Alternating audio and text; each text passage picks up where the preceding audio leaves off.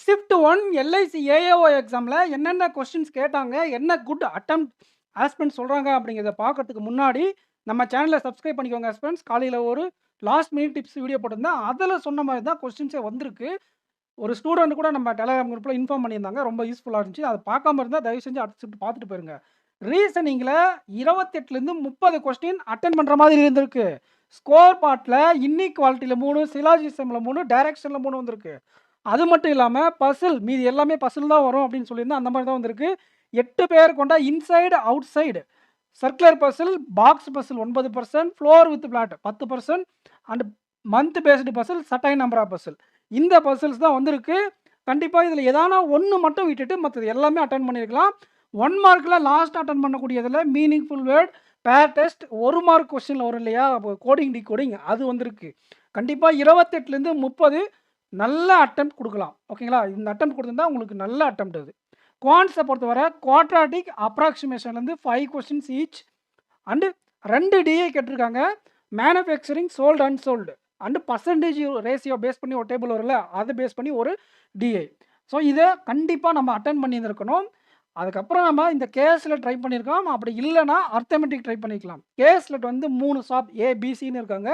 அது எத்தனை back sold பண்ணாங்க அந்த மாதிரி ஒரு கேஸ்லெட். ஓகேங்களா? ஒரு 22லேருந்து 25 கொஸ்டின் அட்டன் பண்ணிக்கலாம். லாஸ்ட் மினிட் டிப்ஸில் நான் மினிமம் 25 டார்கெட் பண்ணுங்கள். 28 வந்தால் சூப்பரான அட்டெம்ப்ட். இங்கே 28 எடுத்தால் இங்கே முன்ன பின்ன வந்தால் கூட சமாளிச்சிக்கலாம் அப்படின்னு சொல்லியிருந்தேன். 22லேருந்து 25 அட்டன் பண்ணுற மாதிரி இருந்திருக்கு. இங்கிலீஷை பொறுத்தவரை வேர்ட் ஸ்வாப், மேட்ச் த காலம், கிளாஸ் டெஸ்ட் வந்து நல்லா ஸ்கோர் பண்ணுற மாதிரி ஈஸியாக இருந்திருக்கு. மீதி இந்த எரர் ஸ்பாட்டிங், ஆர்சி அந்த மாதிரி மிஸ்லேனியஸ் டாபிக்ஸ் எல்லாம் வந்திருக்கு.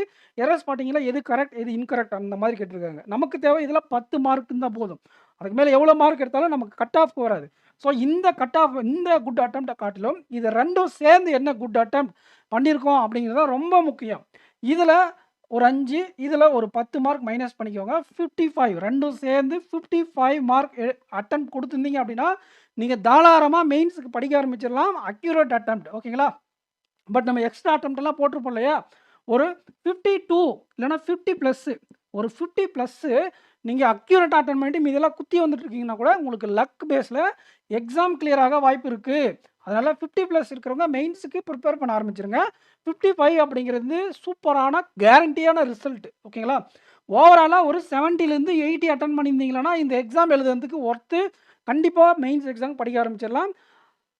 இன்னும் அடுத்தடுத்து ஷிஃப்ட் அனலைசிஸ் ப்ரொவைட் பண்ணிடுவோம். நம்ம சேனலை சப்ஸ்கிரைப் பண்ணாமல் தான் சப்ஸ்கிரைப் பண்ணிக்கோங்க. இந்த எக்ஸாமுக்கான மெயின்ஸ் வீடியோவில் மீட் பண்ணலாம். தேங்க்யூ. உங்கள் ஃப்ரெண்ட்ஸுக்கு நம்ம சேனலை மறக்காமல் ஷேர் பண்ணுங்கள் ஃப்ரெண்ட்ஸ். தேங்க்யூ.